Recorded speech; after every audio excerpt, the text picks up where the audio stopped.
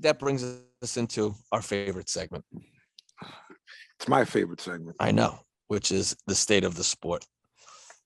State of the sport. So hot off of the presses, is that Mike Coppinger has reported sources Vasyl Lomachenko has agreed to his side of the deal for a fight with George Kambosos in ESPN June 4th in Australia.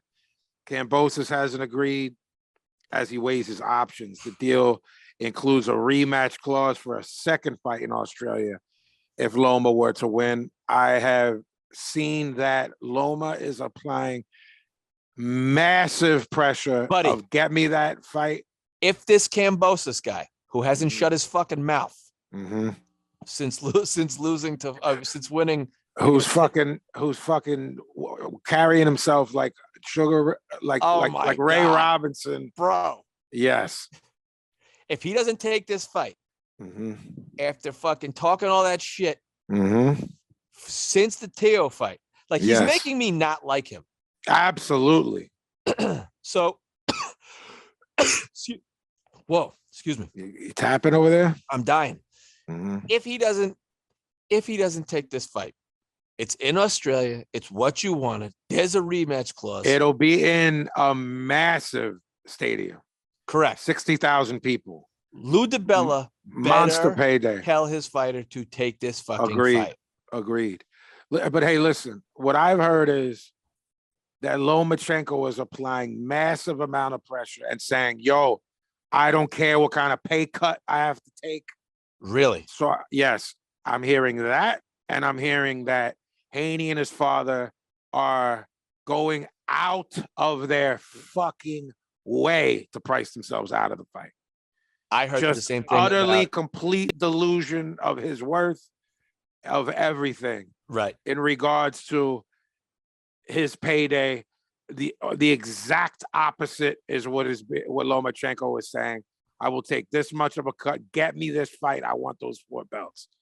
So Loma gets those belts. Loma's playing the long game here. Look, I get those belts. Now I command massive paydays because I can beat this guy. Yes. And if I beat him twice, Loma's the second fight with Kambosos. If Kambosos exercises a rematch clause, Loma will get the lion's share. Yes. And it'll be one smaller fight, one big fight, and then the world is Loma's oyster as far as 135 pounds. Yeah. So, and then probably retirement, I would say. I want to go back real quick. I don't want to dwell it. I want to go back real quick before what we were speaking about before State of the Sport was the Showtime card. I think Victor Postol beats Gary Antoine Russell. Nice. Yeah. I like it. All right. I'm a piggyback on that. Okay. But let's that's coming up.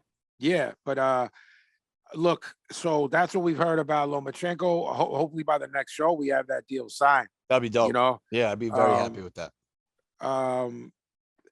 So look, what you've heard is Beterbiev and Joe Smith will be at MSG in June. Also in June. Yeah, I heard the end of June at MSG. And it's just a matter of crossing T's and dotting I's. So it looks like the Beterbiev side or whoever, they gave Joe the extra amount of money that he wanted. Beterbiev, from what I heard, I have pretty good quote unquote sources, is excited to fight at Madison Square Garden, as he should be. I'm sure. Yeah. Joe's happy that it's there due to the proximity of where it's only about MSG is about 90 minutes from where Joe is from. Maybe 2 hours, but it's New York, and that should be fun while it lasts. Yeah, I think that's any way a fight could be bad. It's Artur Beterbiev is all wrong with Joe Smith Jr. and it doesn't end well with Joe Smith Jr. You think so? Yeah, it's going to end bad. The great Joe Smith Jr. is going to punch Artur Beterbiev out the front doors You're being down ridiculous down the as usual. steps, down the steps onto the platform of the Long Island Railroad. You're That's being ridiculous as usual. this is what's going to happen. The great Joe Smith Jr. will be champion of the world. He will get put into retirement. Hey, look, He's going to hit him so hard, Bernard Hopkins is going to feel it. we hope, stop the madness. We hope that the Lomachenko Cambosos, we hope that it's made by the time we hear back. Devin Haney is the distant second choice from what I'm hearing. And I heard there's another second choice who's also part of our little state of the sport. A little 2A, which was Ryan Garcia. Yes. Look, they're also talking Boots Ennis and Castillo Clayton. Yeah, for an IBF welterweight eliminator, which will take place in the spring. PBC on Showtime. Elaborate on that, Ben. What that means? PBC on Showtime avoids the March 1st purse bid. The winner will be the number one contender for the Spence Ugas winner. That's what I love. I love. I love that too. I want Boots. The only way he can get fights is by forcing fights, and people know how you and I feel about Boots. So I love that. I love that he'll be forcing that. Here's what I want from Boots, because Boots is is a free agent. Yeah. Who is he with? Cameron Duncan? Yes. Yeah. I'd like to see Boots put his foot on the gas this year, big time. Me too. And take, if there is a title eliminator that they're offered, take every single one and put these guys in a corner and say, look, you either vacate, you know what I mean? Or fight. Agreed. So, or pay me. Yeah, sure. Right. Sure. More Ryan Garcia news, if anybody gives a shit. Ryan Garcia now is, and by the way, we didn't predict this, but you and I predicted this. He's leaving Eddie Reynoso, who is Canelo Alvarez's trainer, Andy Ruiz's trainer, Oscar Valdez's trainer. Eddie Reynoso, and you've pointed to this, is like the trainer du jour right now. Yes. Everybody wants to train with them. So Ryan Garcia is leaving Eddie Reynoso for what I guess appears is the greener pastures of Joe Goosen. I hope he doesn't think things are going to be easier on him with Joe Goosen. No, because it's fucking not.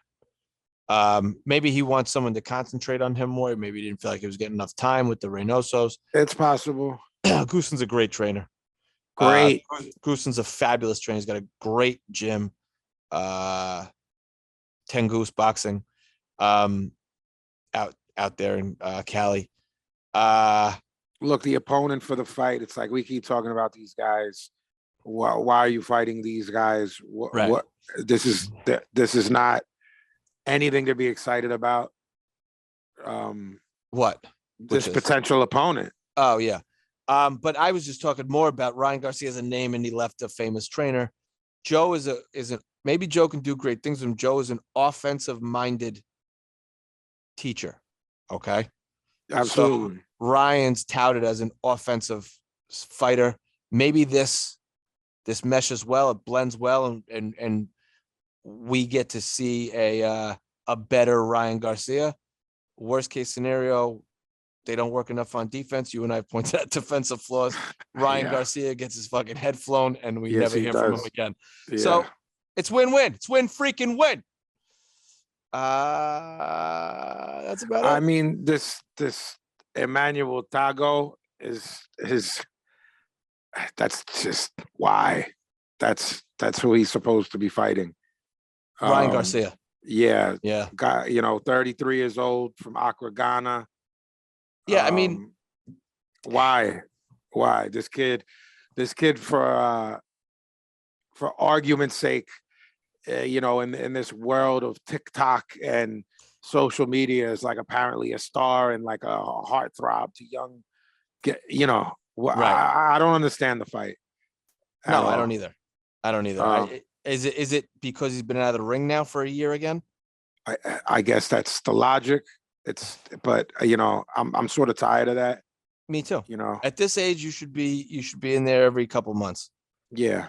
Let's go. Yeah. King. He calls himself King Rai. Yeah. Emmanuel Tago. I'm looking him up now. Yeah. I'm not thrilled. No. Yeah. So that's in April.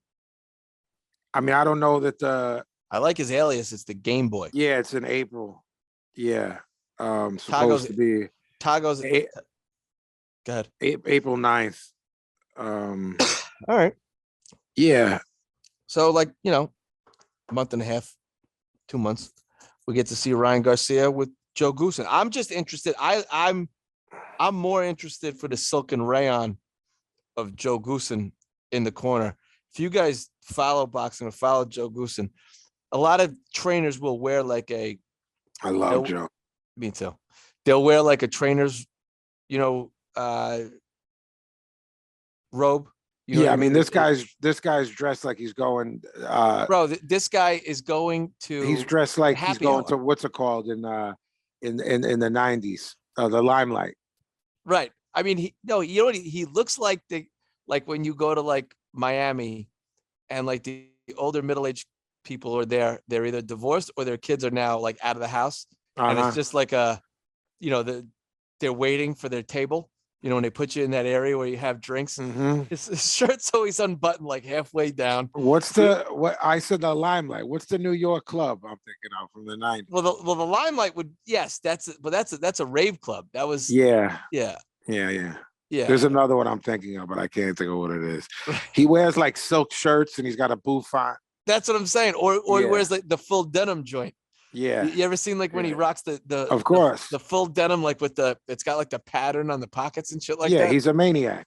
He is a fucking maniac. So I'm excited. I am excited just to see him on. I want to see what he can do with him. Yeah. Agreed. So I just love him as a boxing personality, the pageantry, and he is no fucking bullshit. That guy. No. That guy there is no bullshit with that dude at all. And he's just so matter of fact. I love the sound bites from the corner. Yeah. He'll tell a fighter, well, you're fucking losing. Better knock him out. The sound bites with Chico Corrales. Chico Corrales, the greatest. Stop getting hit. You know what I mean? And he's just he's so angry at the fighter. He's not listening. I love it. That's about it. Yeah, that's about it. That's about it. That's that's state of the sport. That's what's going on now. We hope that Lomachenko Cambosos gets made. Look, it's a monster fight over there. Like I said, probably be 60,000 people, Right. That'd be great.